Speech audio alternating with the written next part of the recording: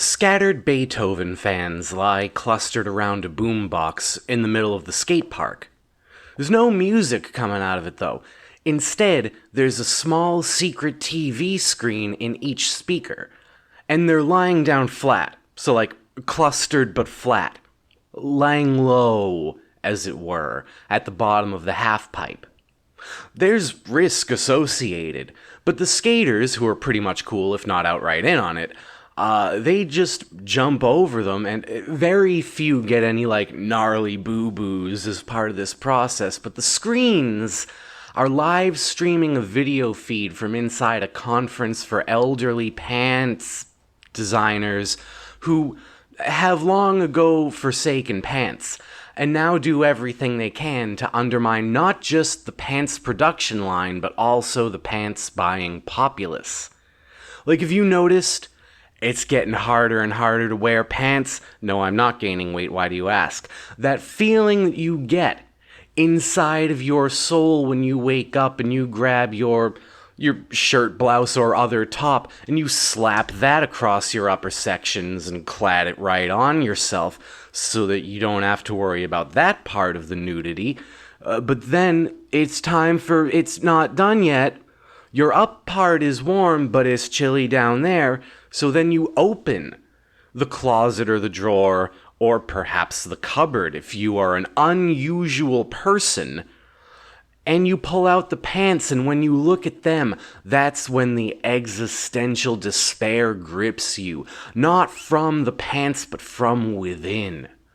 Oh no, you think, I gotta go and do things, got another full day of work or chores or grocery shopping, gotta hit 7 different stores to get all the best sales on the pretzel log ingredients that I'm baking. No one likes cake anymore, we're switching it up this year, cake's on its way out.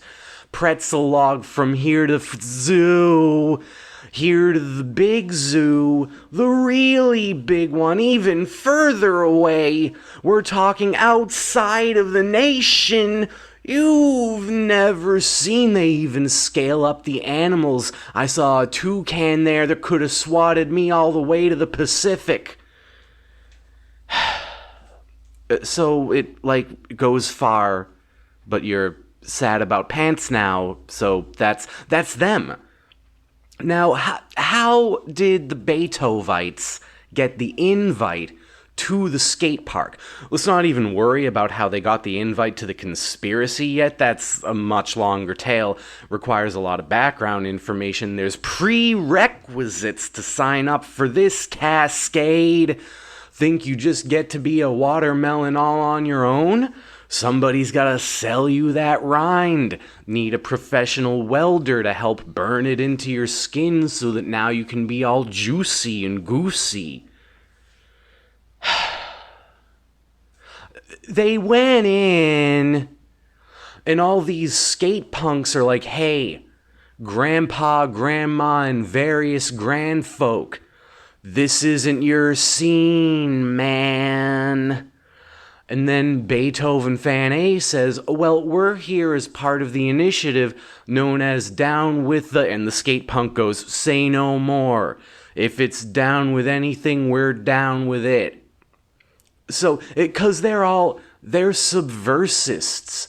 It doesn't matter what you're subverting, doesn't matter what you're going against, because it's all just grain.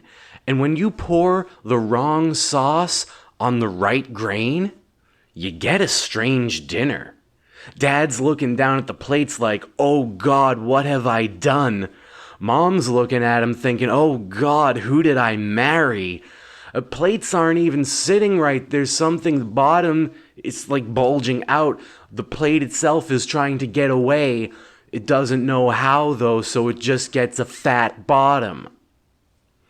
That's how it happens. So, now they got this place, right? They plug in their subterfuge boombox right into the half pipe. All the energy is generated by the face plants. They're over there, and the wires, they're just like bacon on a skillet, baby. It's all crack-a-lackin', crack-a-lack-a-dack-a-dackinin'. And then bartender comes by. This is a high-end skate park. What, you think the Beethoven fans are going to a park that's just got a Wendy's? You need to catch the fountain drink in your mouth while doing whatever an Oli is? I don't find that appropriate. These are gentle folk who, befitting of a greater stature and wide strides, when we finally do excise the evil of pants from our national legs. You would think this is more of a Mozart thing. You could see, those people, and I mean fiction Mozart. If you're a real fan of imagination Mozart, not the one who did that song that goes plinkety dink dink for like 8 hours and there's no rhythmic variation, and while the harmony is technically proficient, it's just so uninspired and there's nothing. Look, I'm drifting here. I mean imagination Mozart. The one where when you're too young to know what a Mozart is, and you hear the words sometimes, and you close your eyes, right? Do it, close them. Look at him, check him out over there, with his strange purple Einstein coif. His ears are extra flappy and putty-like, that's why he can hear the tunes so good while he makes them. He just bends some of the cartilage around, and then the sound's coming in real nice, stretching, dilating his ear canals. The eardrum is just sunbathing right now. He tilts his head a little, he's getting a sunburn on his skull. They autopsy imagination Mozart, they're gonna find strange carbon. He made the songs that caused the French Revolution to rise up out of the ashes of a peacock's first date with a somewhat salty sailor. Had all these strange anecdotes about deep-sea monstrosities like Kelp Boy. Kelp Boy just jumped onto the deck one day and he started asking for sardines. Of course they had them. It's a boat. But he wanted them not for foodstuffs. He just put them through his ear holes, said it tickled going down, but it's like going down where? You're basically just hearing them real hard. The sardines never came back, but his hair got real long real fast. That's not metabolism. So this peacock is trying to get a word in edgewise and just briefly mention, yeah, I have a close relationship with my sister, because that was the topic. It was about siblings. Sailor Boy's like, yeah, I got siblings. I don't give a about them. He said the F word to the peacock. He said, but you want to know who my real boy is? It's Kelp Boy. So now they're 30 minutes into this thing, 30 minutes deep into a conversation about a long-haired demon from the blackest reaches of the briny deep. The peacock's looking for an excuse to get away, at least break off for the bathroom real quick to call its friend Emu and say, hey, Emu, thanks for setting me up with another clunker. Imagination Mozart evokes the feeling of when you finally build up the courage to say, you know what, you saily son of a golf, because the peacock is classy and isn't going to say the word. Peacock picks up the glass, ting-a-da-ting-ting with the spoon on the side. We got a whole percussion happening now. That's the timpani. That's the tambourine. Big dude, twice the size of his own arm, smacking the stuff real hard. It resonates. You feel it pumping through your intestines. You basically go to the bathroom and excrete this sound out later. But it's the ting-da-ting-ting, the spoon on the side of glass. And that doesn't just get Sailor's attention, that gets everybody's attention. Friggin' Sailor does keep talking for like a solid 12 seconds after, until he realizes that every eyeball's on him. This isn't like they're not having their first date at somebody else's wedding, but we're conditioned well enough, if we're classy, to just when you hear the ting-a-tings, just stop what you're saying. So everybody's looking and Sailor stops talking and Peacock says, I have an announcement to make. everybody. Just wanted to let you all know that me and this lovely gentleman over here will never be seeing each other ever again because he's a narcissistic blowhard who's obsessed with a strange child he met long ago.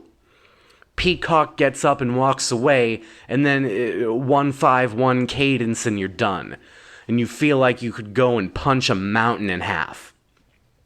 Those people would be in on the anti-pants conspiracy.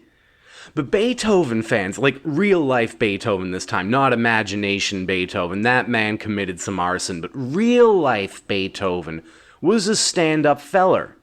So his fans know that when they have something to stand up for, they're gonna stand up. And when they do, it is with either bare legs or skirts or something. They go back and forth on whether kilts are cool. It was at a Beethoven show.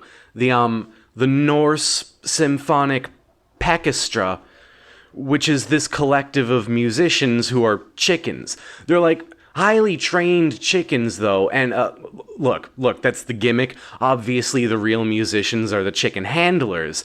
They go around and they got a pocket full of chicken feed and a bunch of xylophones, and they, in perfect time and with perfect silentnesses, they put one little granule, one particle of chicken feed on the right xylophone plank, and then the chicken goes and is like, mine now, and hits the G sharp. So they were there, and already you can tell that these are some people who've gone out of their way for a better night. And usually, if you're willing to go out of your way for a better night, you're willing to do it for a better tomorrow, too. You're gonna fight whatever oppression is coming down the pipe today. Because, dude, that pipe's been running for a while. And we need to get, call the landlord. Get him to... Look, he's not going to get a real plumber, okay? He's just going to send his friggin' nephew again. But the nephew knows what he's doing. He means well. He's a good kid. See if he can, either just twist one of them washers. Which, by the way, can we talk about the fact that your faucet contains something called washers? What the hell?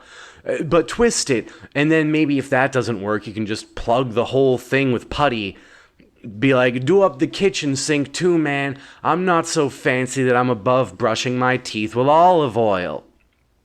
So, the oppression du jour is pants. And just to drive it home to you, because I haven't really learned the lessons of history here. I haven't internalized the need for me to, make myself part of the solution. I get that I should, intellectually, but at the end of the day, I'm sitting here wearing pants. And that's what they're talking about right now.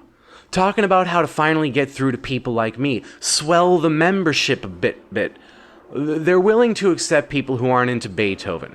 I mean, the 5th slaps, the 9th is kinda overrated, Moonlight Sonata is my frickin' jam. Remix that, get the whole club bumping. Anyway, the conspirators they're starting to get up from their lie down, casually high-fiving some of their new anarchist brethren. And you know what? One dude skates past, and he's wearing a kilt. Really unsafe skate gear, but progress. They're getting somewhere. There's hope for this world yet. And I want to be part of that hope. So if you'll excuse me, I gotta go reconsider my wardrobe choices. It's kind of warm in here anyway.